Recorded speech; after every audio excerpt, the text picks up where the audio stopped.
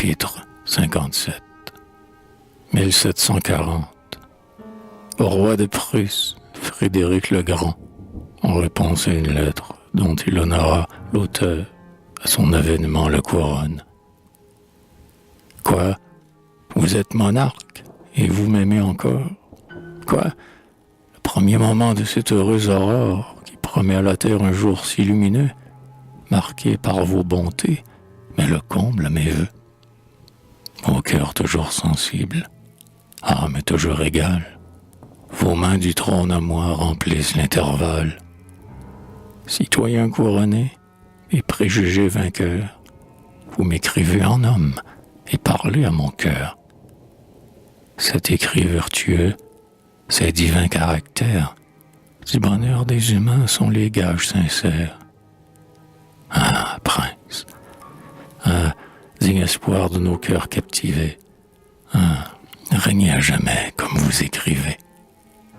Poursuivez, remplissez des vœux si magnanimes. Tout roi jure aux autels de réprimer les crimes. Et vous, plus digne roi, vous jurez dans mes mains de protéger les heures et d'aimer les humains. Et toi dont la vertu brilla persécutée, toi qui prouva un Dieu, mais qu'on nommait athée, martyr de la raison, que l'envie en fureur chassa de son pays par les mains de l'erreur. Reviens, il n'est plus rien qu'un philosophe craigne.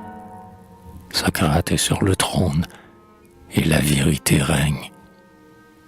Cet or qu'on entassait, ce pur sang des États, qui leur donne la mort en ne circulant pas, répandu par ses mains, au gré de sa prudence, va ranimer la vie et porter l'abondance.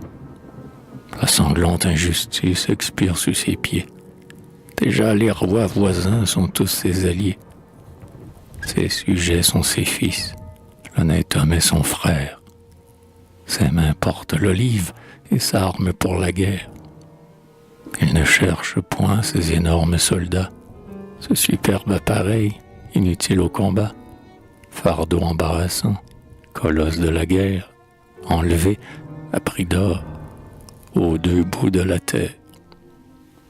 Il veut dans ses guerriers le zèle et la valeur, et, sans les mesurer, juge d'eux par le cœur. Ainsi pense le juste, ainsi règne le sage.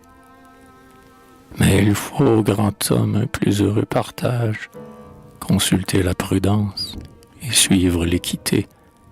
Ce n'est encore qu'un pas vers l'immortalité. Qui n'est que juste et dur, qui n'est que sage et triste.